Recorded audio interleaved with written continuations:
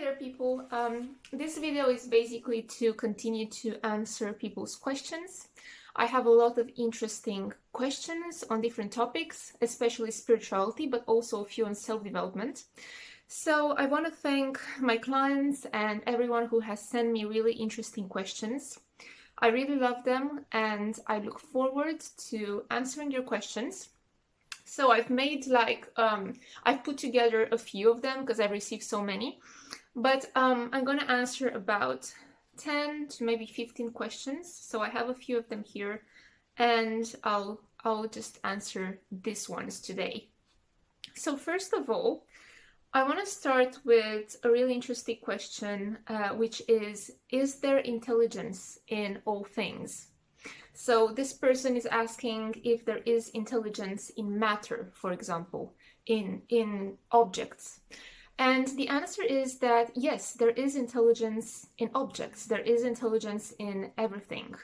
And by intelligence, I actually mean energy, because energy is intelligence. Energy means information, and information is intelligence, a form of intelligence.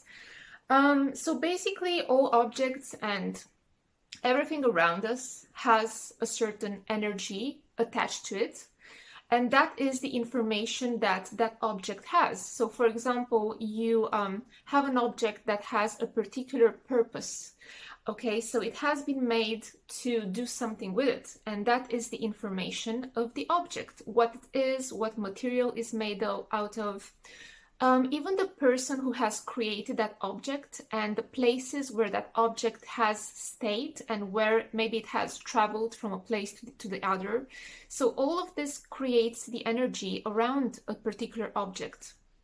We all know, or probably a lot of people know, that jewelry stores the most information and the most energy or intelligence, let's say, because jewelry is usually worn by people. So because we have it like around the body, you know, it absorbs our energy, it absorbs our emotions and our thoughts and what we do. So the events that we go through in our lives can actually affect, you know, the objects that we are wearing and our clothes. You know, our clothes can be filled with our energy, and they are.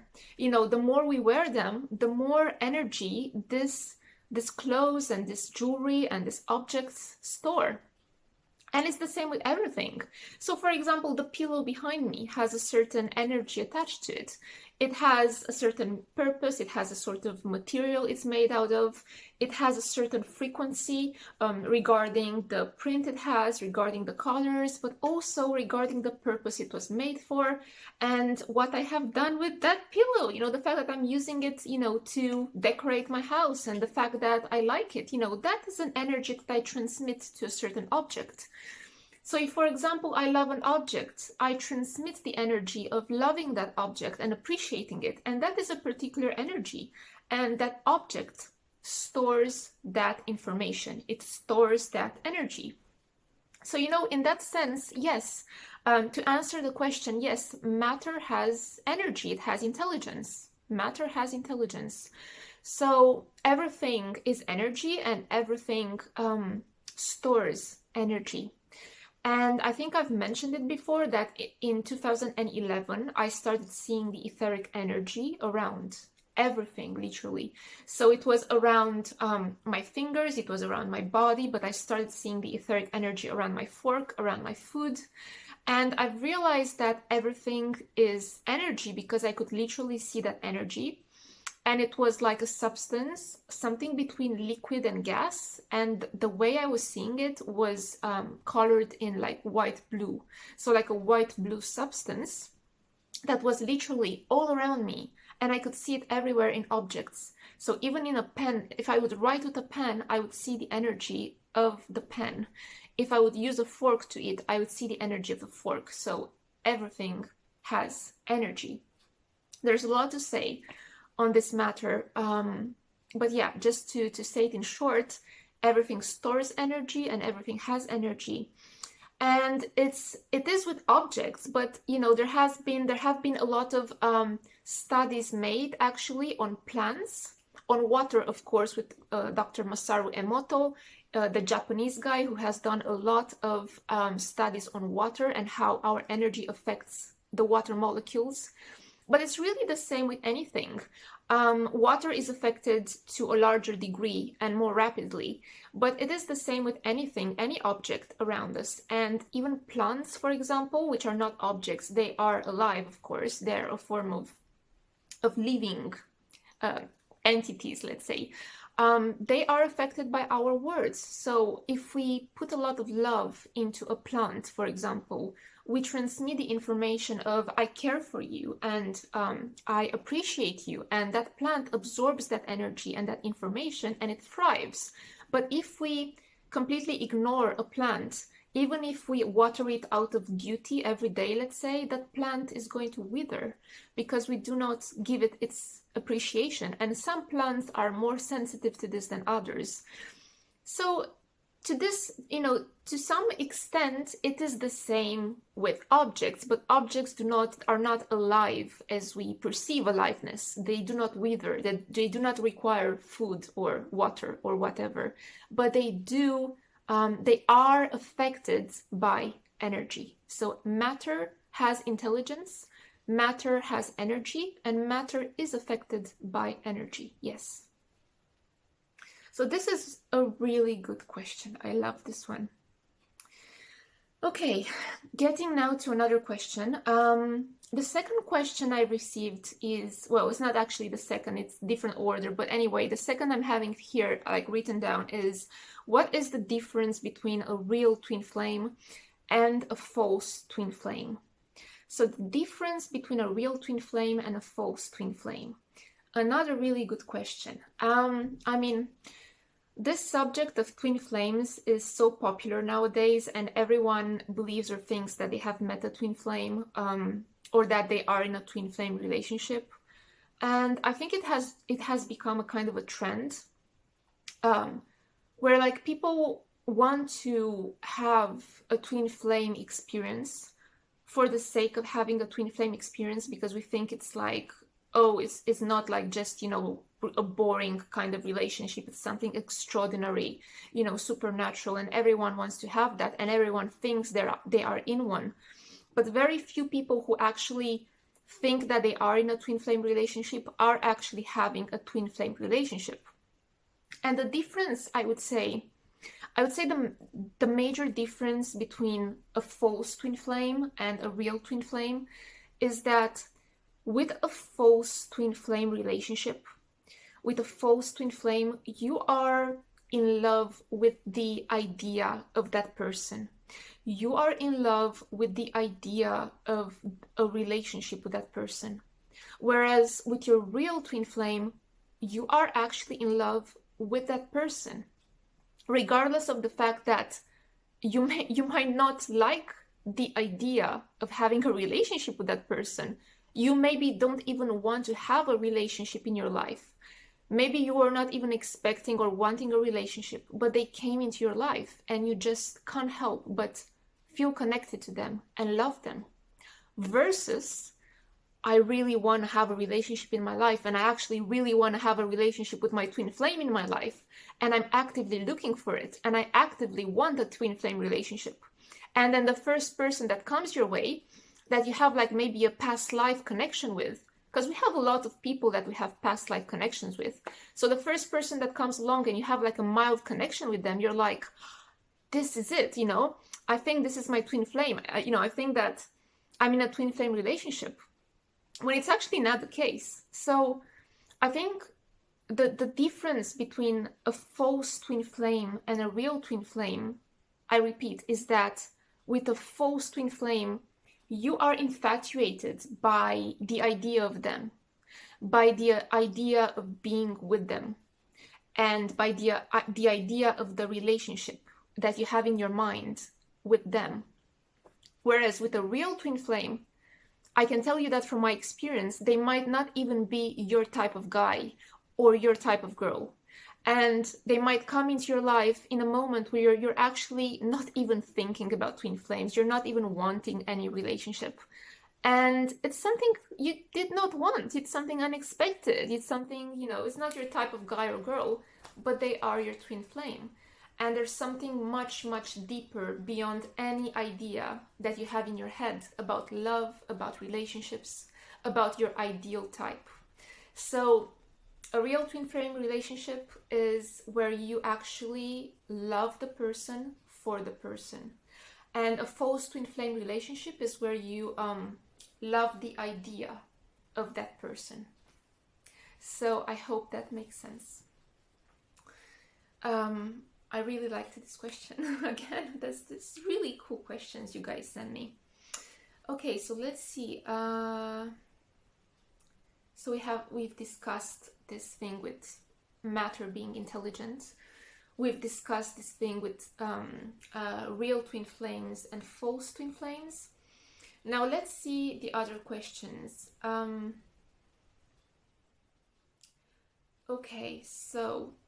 Okay, there's another question about dreams.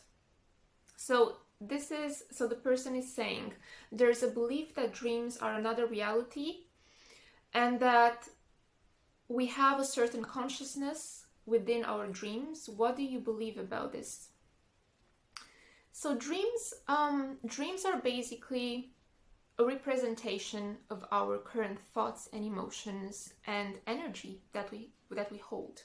So there can be more superficial dreams where you actually watch a movie, I don't know, that has tigers or whatever, just giving you an example, and then that night you dream of tigers because you've seen a movie about tigers. So these are more superficial kind of dreams where your subconscious mind is just bringing forth to the surface in the dreams information that you have received throughout the day. But there can be dreams that are deeper than that, because there are layers to human consciousness. And because our consciousness is layered, our dreams are also layered, and they have different meanings. Because our dreams come from our subconscious and unconscious parts of ourselves, of our minds, let's say. So they also are connected to the astral reality and our astral bodies. So our astral body is connected to the subconscious and the unconscious mind. So our dreams are a representation in some way of our astral realities. So in that sense, when we have a psychic gift, when we are more open psychically and more intuitive, we might get dreams that are actual premonitions that are telling us of things that might come, or we might have dreams of our spirit guides. We might dream of maybe dead pets or dead relatives, because it happens a lot with people that they get visited by their spirit guides in their dreams, by dead pets and dead relatives, and that's because they are our spirit guides. So dreams are complex.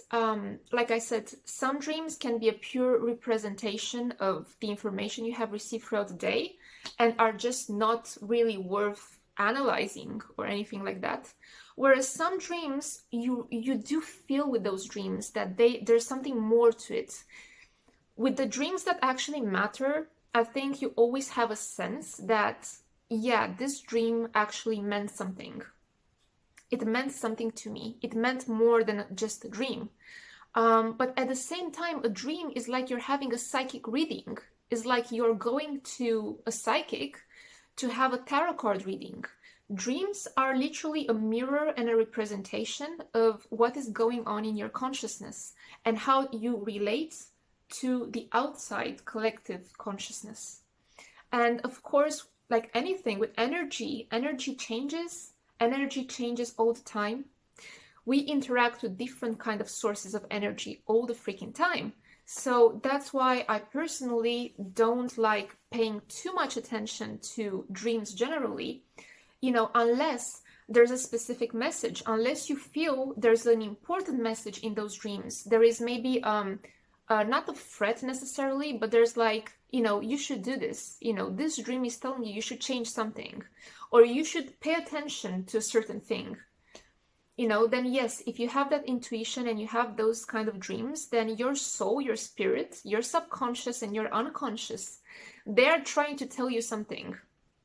So you have to differentiate and start to differentiate between superficial dreams and dreams that have a deeper meaning. And I think with time, we actually get to know ourselves and our consciousness better and to differentiate between these different kind of dreams. So dreams are a direct connection to our subconscious, unconscious mind and to our consciousness, to our energy, especially to our astral body, to our astral consciousness, the astral world. So, I mean, of course, this is such a huge topic with dreams. So, like I said, with everything really, I could talk about it for ages. But I'm just keeping it brief. So, okay, so this one was about dreams. Now let's get to the next question. The same person is asking me, how can we keep a balance between the material side of things and the spiritual side of life? So how do we keep a material balance between the spiritual side of things and the material part of life?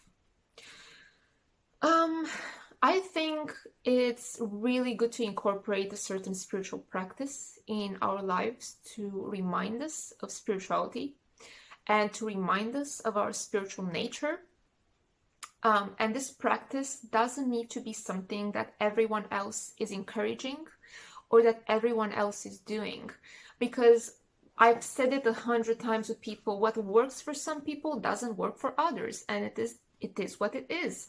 If for some people it works for them to meditate for an hour a day, that's fine. But for some people it just doesn't work, and it gets them more stuck and more frustrated because they're not feeling anything, they're not enjoying it.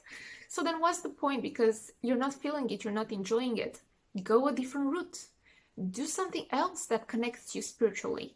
It could be yoga. It could be lighting candles and just listening to spiritual music in the background.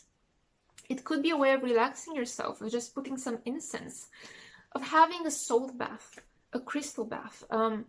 It could be going to spiritual fairs and meeting spiritual people. It could be reading a book that inspires you. So anything that gets you really more connected to yourself, ultimately, that is something that also draws you closer to spirituality. So how do you keep a balance between the material side of things and the spiritual side of things?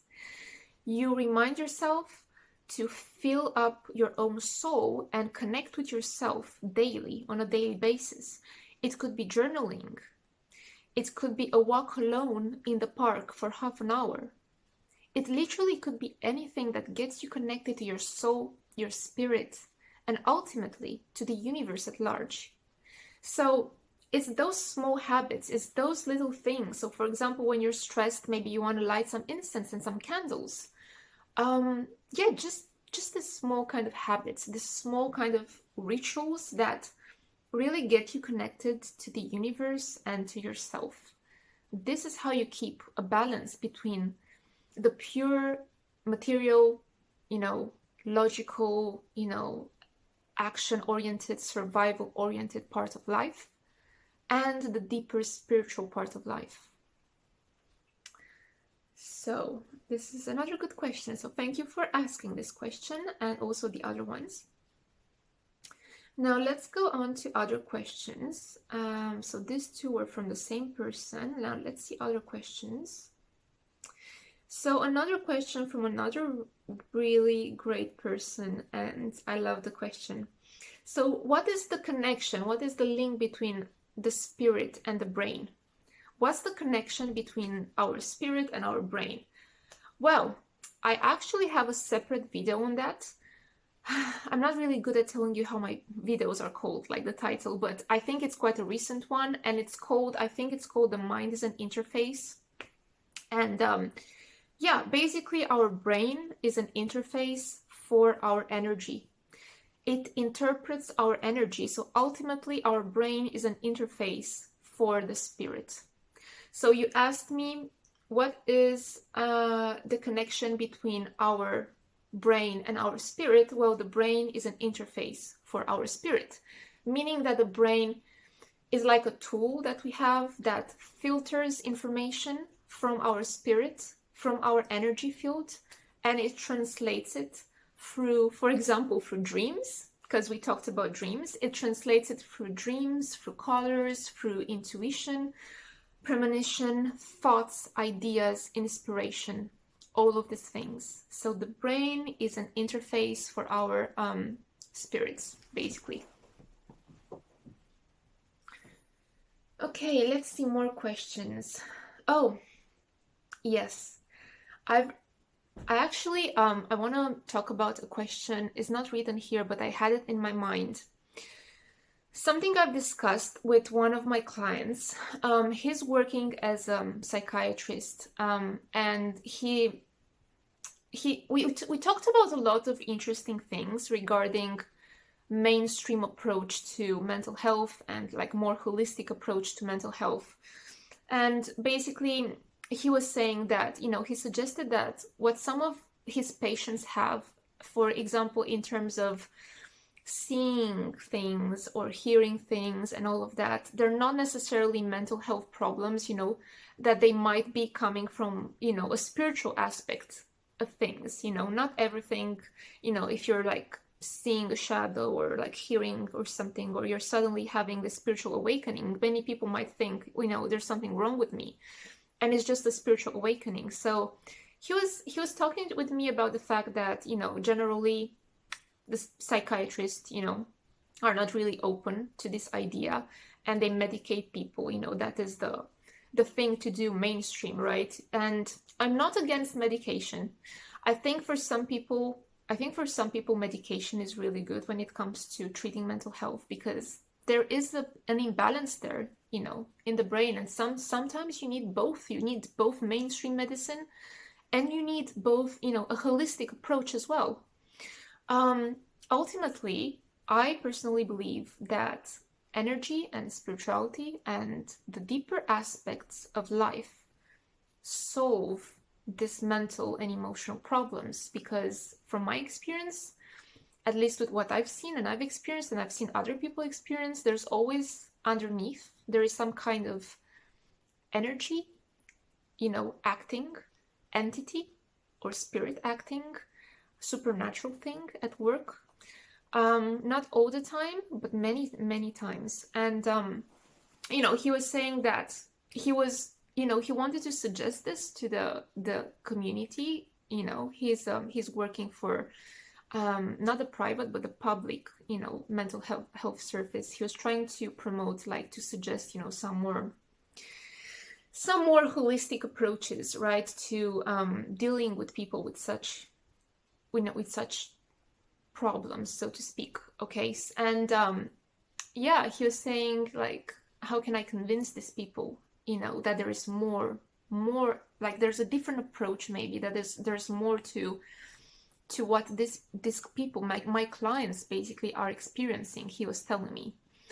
And I was telling him that I do not believe that the approach is to try and change their perception, because apparently they did not really take it seriously. And I don't think that we can try and change mainstream medicine or try and, you know, change these people. I think what we can do is, for us intuitives and people who have an approach to life that is beyond, you know, what is known and tested and seen and what is mainstream, I think that those kind of people should just listen to what we believe in and what we know and what we have experienced, and educate more people when it comes to what we call the supernatural or energy, just simply put. I would just call it maybe the unseen or the supernatural. So I think, like, you know, him trying to change the system, you know, it's kind of like futile, you know, is not the way to do it, you know. I think what he should do is maybe on his own try to, you know, inform more people, help more people, and understand more clients from a different perspective. And like, what I personally want to do is to inform my clients, my friends, and more people that there is something else out there that not many people talk about, and that influences our mental health, our emotional health, and our lives generally. And that is, you can call it in 1,000 different ways. I would call it energy, I would call it something supernatural, beyond what is known and seen. And I would say that, many, many years ago, people have dreamt of a lot of things. They thought of flying before anyone could fly. They thought of, going under oceans in submarines and stuff. They had these ideas that nobody really nobody really did before, and nobody really believed in, and then they happened. So, just the fact that we right now don't know exactly certain things, that they are not popularized mainstream, they are not talked about, they are not fully understood, it doesn't mean that they are not present, and that maybe one day people will understand these things more, and this phenomena, which is spirituality or the paranormal. So I found it a really interesting conversation that I had with him, and I thought of sharing just a little bit of it. I really want to have some interesting conversations with some of my clients and my spiritualist friends and therapists, basically. I know a lot of hypnotherapists, coaches, nutritionists, a lot of spiritual people that have a lot to share, and I would love to bring them in an interview or a podcast or in an interesting discussion, but they are quite shy and they don't really want to be filmed. They don't really want to show themselves that much on camera, but maybe I will get one of them soon to have an interesting live discussion, because I find that through these discussions, we get so much more information out there. And to be honest, I kind of hate like talking on my own to a camera.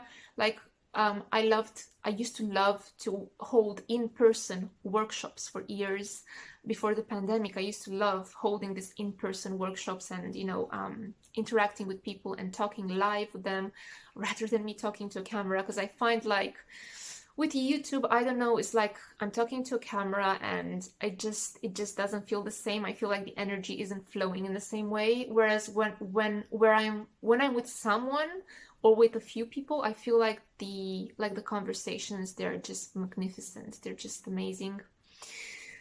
But yeah, I think like more so if you share like the same beliefs with me and with this psychiatrist, this friend of mine and client, basically I would say just hold on to your beliefs and don't try and change other people who are not ready for change, because many of my clients ask me, how do I change my friends, or how do I make my friends more open to spirituality?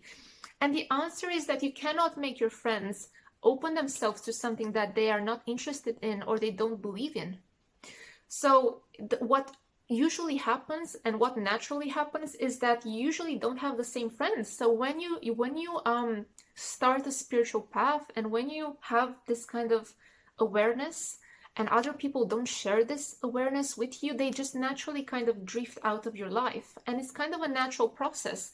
And they are replaced with people who share your beliefs, who share your passion, your interests, and who to some degree understand you and don't really judge you, in a negative way for what you believe in. So it's like the universe literally aligns itself. So it's not like you have to try, and convince anyone that what you believe in is real, because you just naturally have to hold on to your beliefs, and the right people are going to come into your life, the people who are open to what you have to tell them, and to your beliefs as well, who are open to those beliefs, and maybe share the same beliefs or similar. So yeah, I would say just try and raise awareness and talk about these matters with people that you believe would be open to these things. Don't try and talk about spiritual subjects or like supernatural things with people that are just gonna be like, oh, you know, what the heck is this? Like, oh, they're just going to laugh about it. They're just not going to care. So you have to kind of be intuitive and know that, you know, you kind of can smell when a person is spiritual or not, you know, and open these conversations with people that actually, you know, they actually believe in these things, or you feel like are open to it. And yeah, raise awareness about spirituality. And spirituality as well doesn't have to be separate from, like I said, from the mainstream. It doesn't have to be separated from your day-to-day life. And I had a question about it, you know, how do we integrate spirituality in our day-to-day lives? It is a lifestyle, it is a way of being, and you know, you don't have to have this kind of secret spiritual identity separate from your actual life. You know, they come together. They just come together. And you know, a lot of the things that people experience in the material world, like I said, can be explained through the supernatural in some way or the other. There's a lot of stories. I've posted some of my real life experiences, a video or two on that. I think I've made the video for Halloween, real spooky stories. But it's a really informative video because it actually shows that it shows that like day-to-day life is not separate from spiritual experiences. So like a lot of things are linked to spirituality and energy, including physical conditions, including illness, physical illness, mental illness, circumstances, events in our lives, so on and so forth. So anyway, that was just because I remembered the really interesting conversations I had with this person. So it's just like a little bit of them. So I want to share like a little bit of this, because you know, many people struggle because they don't know how to integrate their beliefs into their daily lives, and they want to convince others, and that's not the right approach. You can't convince anyone of anything if they're not ready for it, if they don't want to believe it. Okay, so that's just not the right approach.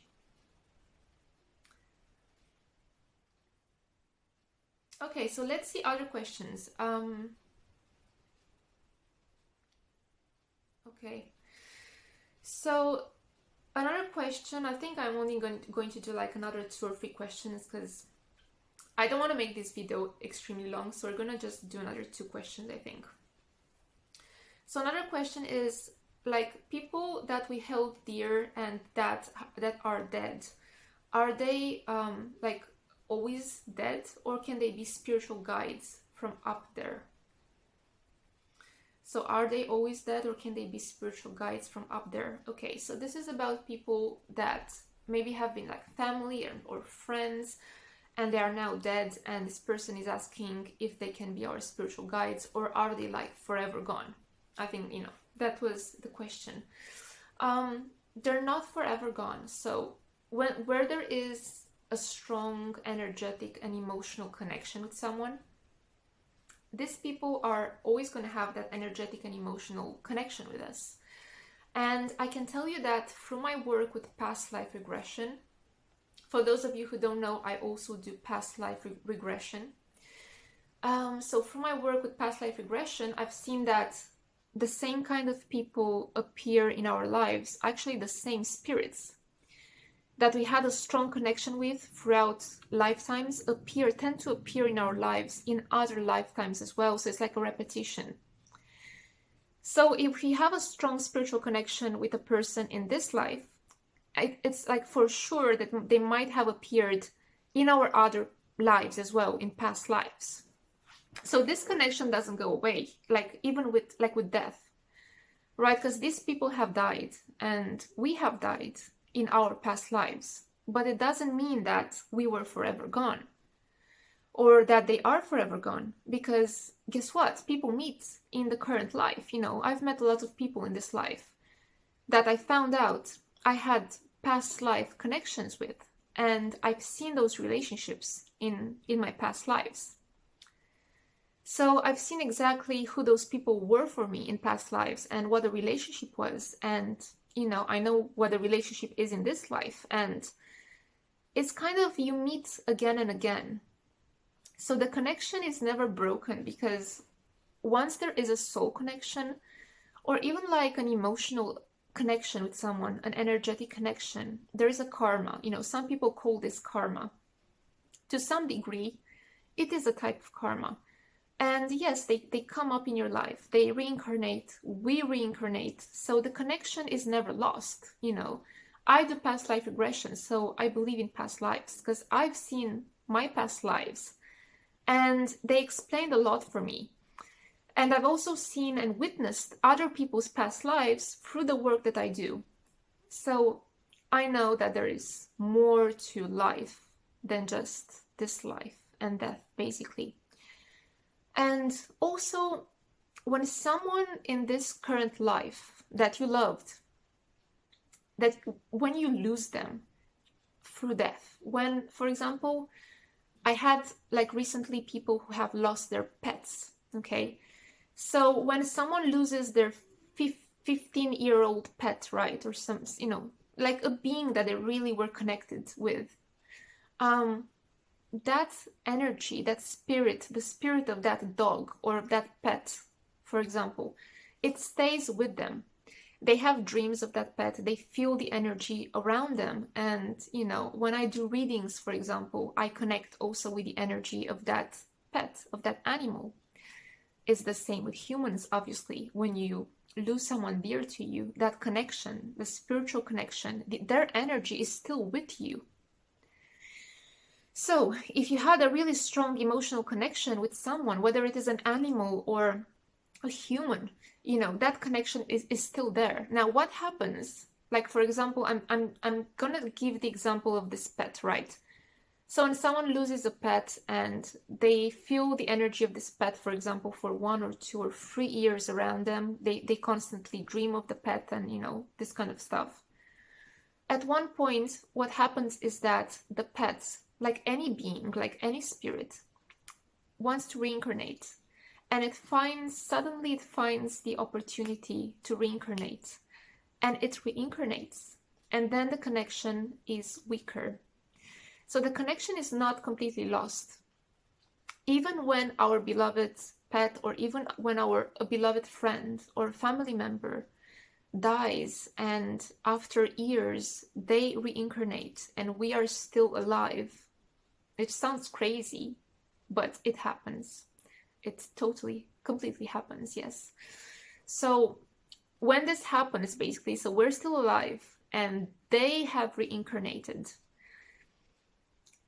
The connection is, I would say, weaker than it was before, but on a spiritual level, it is still strong.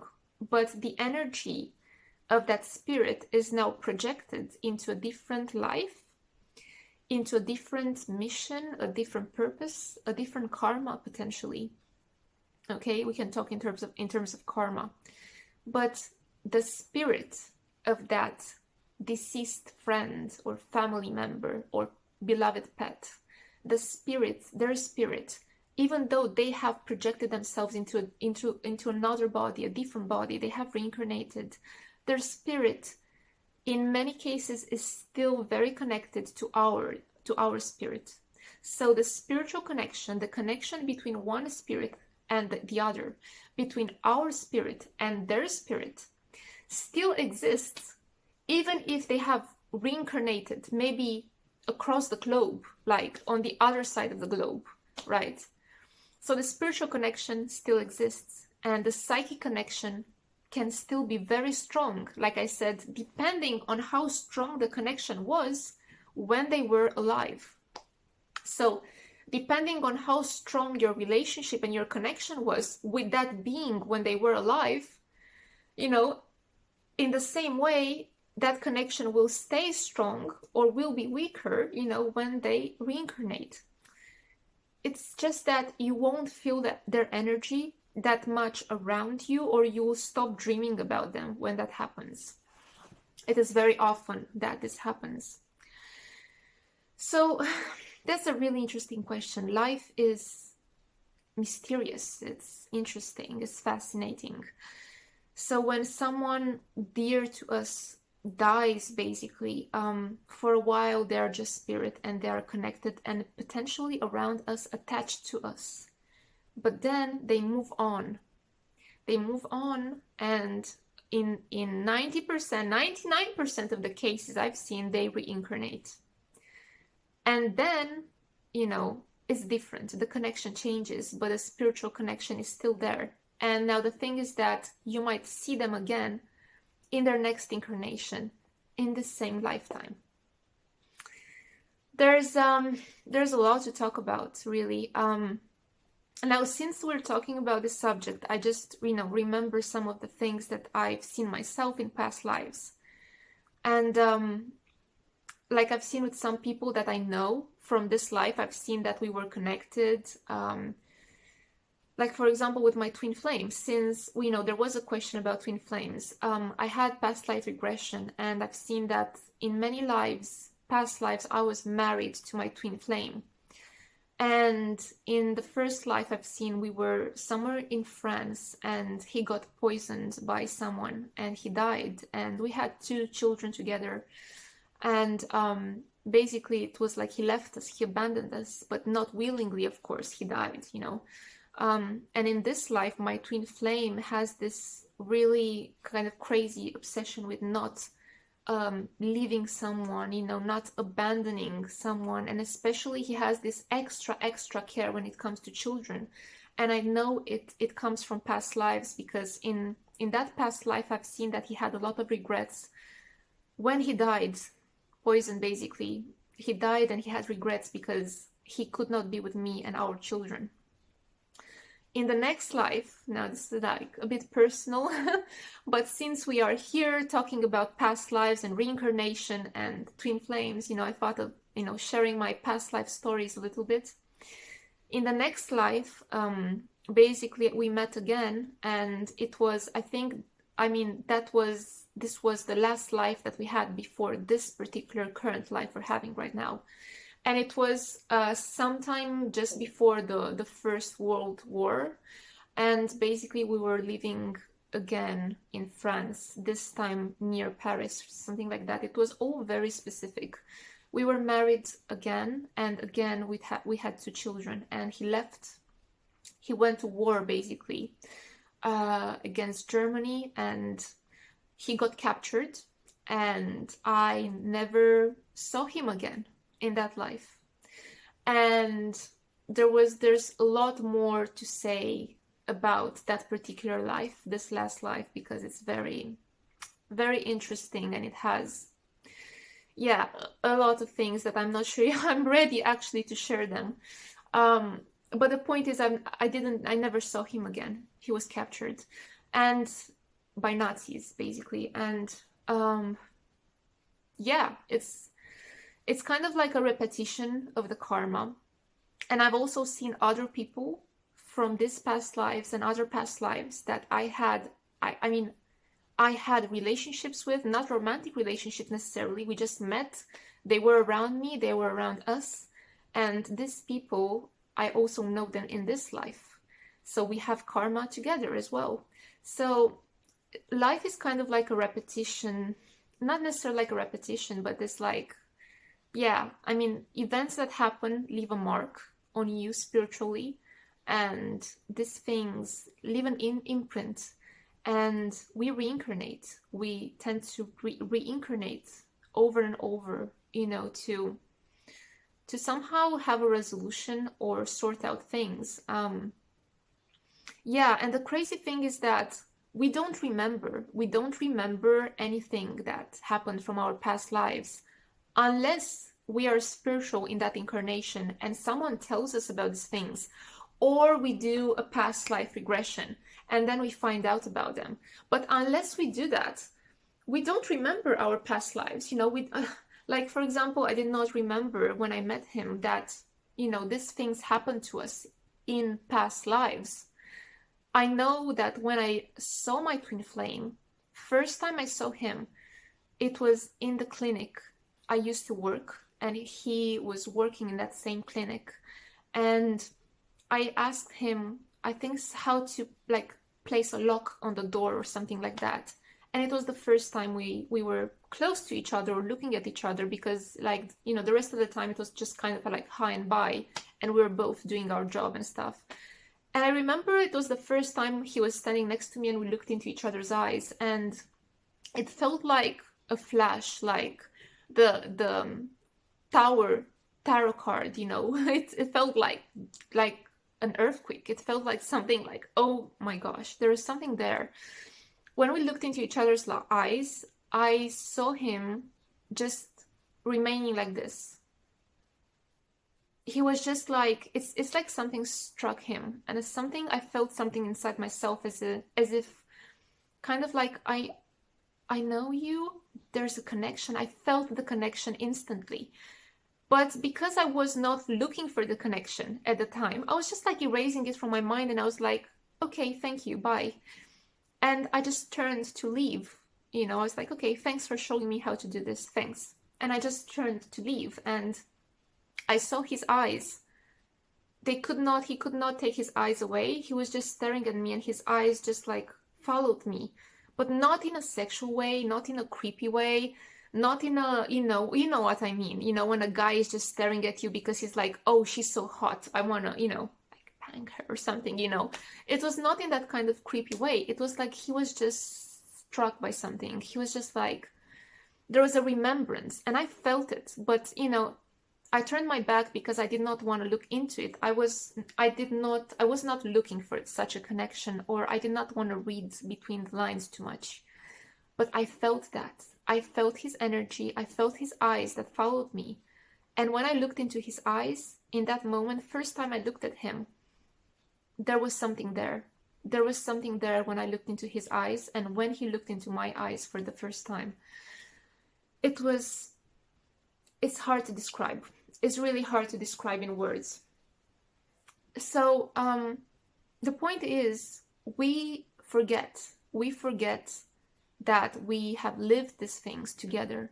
We forget what happened. And this is kind of the sad part of everything, that we don't remember. We don't remember who we were in a past life, what our fears were, what our dreams were, who we have loved.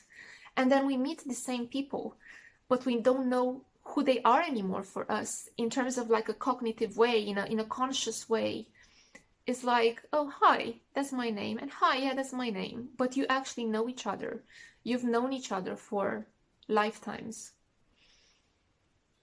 And you don't know how much perhaps you have suffered together in a past life. And this is what happened to me in my twin flame, and what you've been through, and what the karma is.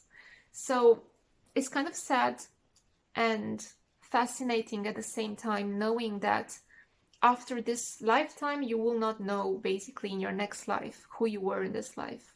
You won't know what happened and stuff, unless, you know, you're gonna do some spiritual digging in that life. But who knows if you will? Who knows who you're gonna be? Who knows if you're even gonna be interested in spirituality? Perhaps you will be, perhaps you won't. I know that in my past life, I wasn't really interested in spirituality. I was a painter. And guess what? In this life, I started this life as a child, painting all over the house. And my parents were just like, there's too many pictures here, too much paper all over the place. I was just drawing and painting all the time. And I know this is not a path I would pursue in this life. I don't want to be a painter, and I'm not pursuing this. In that life, I was a painter. But guess what? I was not doing anything spiritually, really. So it's all really interesting and fascinating when it comes to life and spirituality. And this is why I love spirituality, because, and life, you know, spirituality is life. I think spirituality is an aspect of life that is so important, and it gives you so many answers. And this is why I do the work that I do. This is why I do this work. This is why, you know, I post videos. I don't care about, you know, like, subscribe, whatever. Hit like, hit subscribe, whatever. I don't care about these things. I care about doing what I love and sharing my message and sharing interesting things. And I hope that this video was interesting and informative for you, as always. So I'll keep posting more interesting stuff, maybe share a bit more personal things. and like answer more questions. So do send me your questions. I really appreciate them. And yeah, much love and light. And let me know if you have any questions, as always, regarding maybe something that I've told you in this video as well. If you have any questions, do comment. And until next time.